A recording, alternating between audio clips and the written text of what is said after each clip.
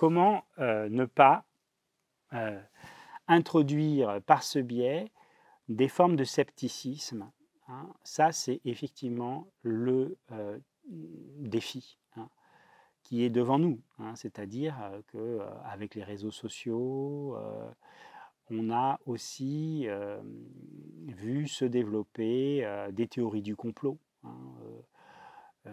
C'est-à-dire que d'un côté, cette thèse de l'interprétation faite de l'Anthropocène en termes de capitalocène, donc de capitalisme, etc., a eu tendance, in extremis, à identifier les coupables, si j'ose dire, aux grandes compagnies voilà, capitalistes, etc., etc. Évidemment, on ne va pas dire que c'est complètement faux, mais en même temps, ça pointe du doigt, une fois encore, une responsabilité restreinte, hein, d'une certaine manière.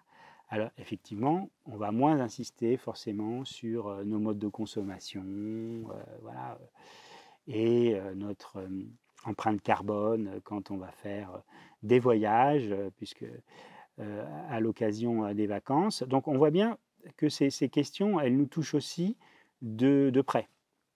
Et donc plutôt que remettre de la distance entre nous et justement cette responsabilité, bah, il faut en prendre sa part. Et donc voilà, la difficulté, elle est là. C'est-à-dire qu'il ne faut pas stigmatiser le monde entier, culpabiliser le monde entier, parce que les chasseurs-cueilleurs d'Amazonie ont fait très peu dans cette histoire.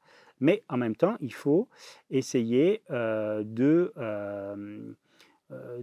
réaliser, hein, voilà, notre rôle dans cette histoire, notre rôle d'acteur, hein, et pas simplement de victime dans cette histoire, si on veut changer en tout cas les choses.